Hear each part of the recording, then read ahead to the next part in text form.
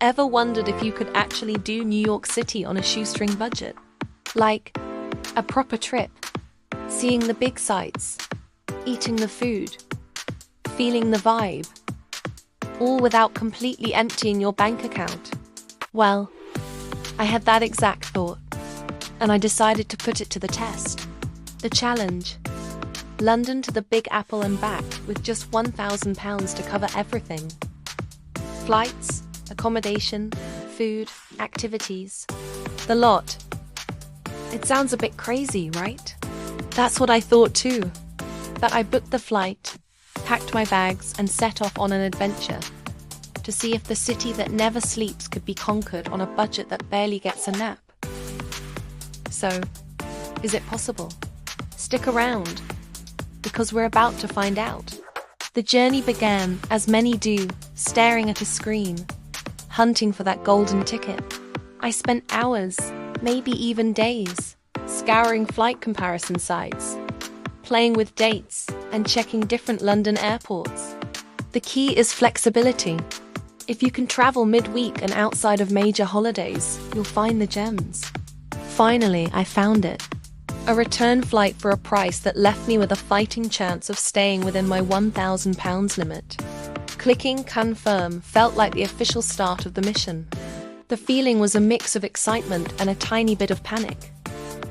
Was this actually going to work? Fast forward to departure day. The familiar buzz of a London airport. The pre-flight coffee. The walk to the gate. It's a routine I love, but this time felt different. This wasn't just a holiday. It was a challenge. The flight itself was pretty standard for a budget long haul. Pro tip: pack your own snacks and download plenty of entertainment beforehand. It makes a huge difference. I tried to get some sleep, my mind racing with plans and calculations. What would be the first thing I'd see? What would the city feel like? After what felt like an eternity, the captain's voice came over the intercom, announcing our descent into New York. I glued my face to the window, and there it was. The sprawling, endless grid of lights and buildings. The land of opportunity, waiting for me, and my very limited budget. Landing at JFK was a whirlwind. The sheer scale of the airport, the mix of languages, the energy, it hits you immediately. First hurdle: getting out of the airport and into the city without spending a fortune. A yellow cab is iconic, sure, but it would have eaten a massive chunk of my cash. So, I opted for the locals' choice: the air train and the subway. It might seem a bit intimidating at first, with the maze of lines and stations, but it's the most authentic and cost-effective way to travel. I bought a Metro card, swiped through the turnstile, and suddenly I was on a train rumbling towards Manhattan. Looking out the window as the landscape changed from suburban Queens to the dense urban jungle of the city was incredible. It felt like I was in a movie. And the best part: the entire journey from the airport to my hotel cost less than a sandwich. The budget was still intact. I had arrived. After dropping my bags at the budget-friendly hotel ID found in a neighborhood just outside the main tourist hub, I couldn't wait another second. I had to see it. Times Square. I headed straight there. And walking out of the subway station into that explosion of light and sound, something I will never, ever forget. It's overwhelming in the best possible way. The billboards are bigger and brighter than you can imagine, towering over you, turning night into day. Thousands of people from all over the world, all staring up in awe just like me. You see it in films, you see it on TV, but nothing prepares you for the sheer scale and energy of being there in person. I just stood in the middle of it all for a while, spinning around, trying to take it all in. The noise, the crowds, the flashing lights. It's the chaotic, beating heart of New York City, and it's completely free to experience. This was the moment it truly hit me. I was here. I was in New York. The next day, I needed a complete change of pace. After the sensory overload of Times Square, I was craving some green space, And there's no better place for that than Central Park. This place is an absolute masterpiece of landscape architecture. It's a huge, sprawling oasis right in the middle of the most built-up island on Earth.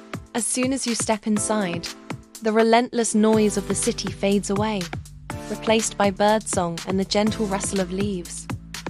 I spent hours just wandering. I walked along the reservoir, watching runners go by with that iconic skyline as their backdrop. I saw strawberry fields, the beautiful tribute to John Lennon, and just sat for a while, listening to a musician playing Beatles songs. I walked over the Bow Bridge, which feels like it's straight out of a fairy tale. What's amazing about Central Park is that it offers a million different experiences. You can have a picnic, rent a boat, visit a castle, or just find a quiet bench and watch the world go by. It's the city's backyard, and it's a vital escape for New Yorkers and a must-see for any visitor. And again, the best things in life, and in New York, are often free. No trip to New York would be complete without getting up close and personal with Lady Liberty. So, my next mission was to see the Statue of Liberty. Now, the official tours to climb the statue can be quite expensive and need to be booked months in advance. But here's a top-tier budget travel hack for you. The Staten Island Ferry. It's a commuter ferry that runs 24/7 between Manhattan and Staten Island, and it is completely 100% free. The route takes you right past the Statue of Liberty, giving you incredible, picture-perfect views. I hopped on board along with a mix of commuters and other savvy tourists. As the ferry pulled away from the dock, the view of the downtown Manhattan skyline was just breathtaking. And then, there she was. The statue gets bigger and bigger as you approach, and seeing her in person, standing tall as a symbol of freedom, is a genuinely moving experience. I got some amazing photos and soaked in the view, all without spending a single dollar. It felt like I was cheating the system, but in the best possible way. This is exactly how you do New York on a budget, by being smart. One of the things I was most excited about was the food.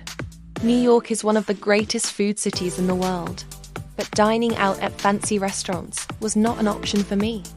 Luckily, the city's street food scene is legendary, and that's where I focused my culinary adventures. My mission was to eat well and eat cheap. First up, the classic New York slice. You can find pizzerias on almost every corner selling huge, foldable slices of cheese pizza for just a couple of dollars. It's cheap, it's delicious, and it's the perfect fuel for a day of exploring. Then there are the food carts. I had a classic hot dog with all the toppings from a cart right on the edge of Central Park. There's something special about eating a hot dog on a busy New York street. I also hunted down a halal cart, famous for their chicken and rice platters.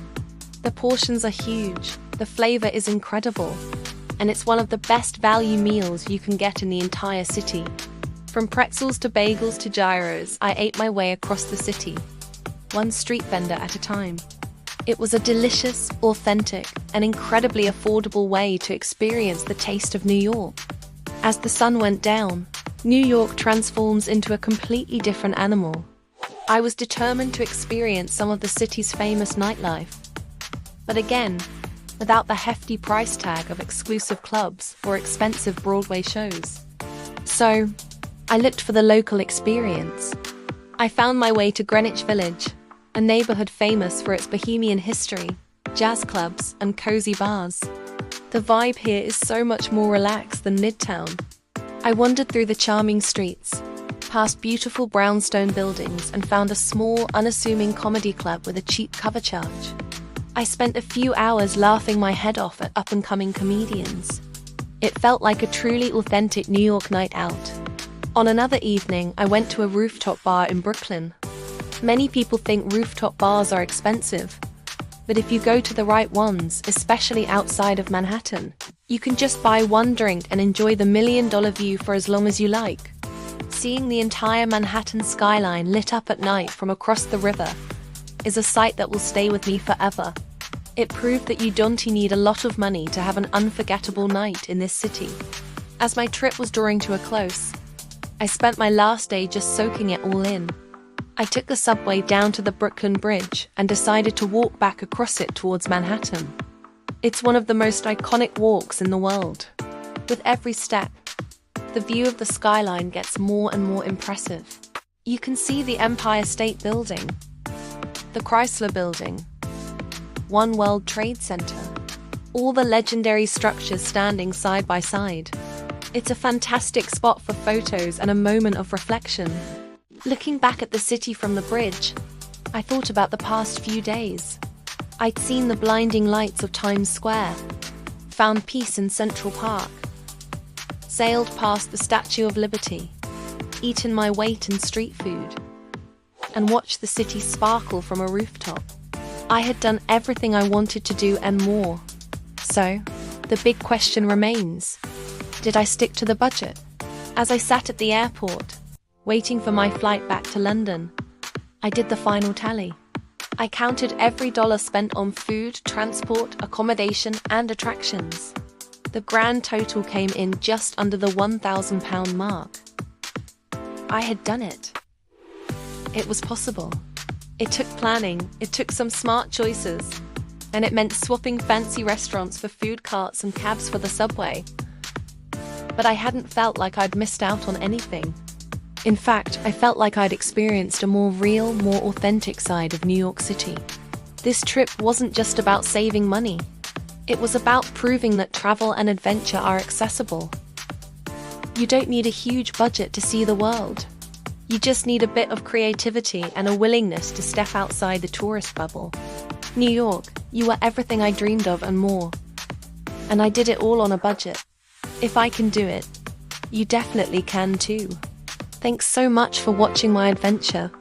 If you enjoyed it, give this video a thumbs up and don't forget to subscribe for more travel challenges. See you in the next one.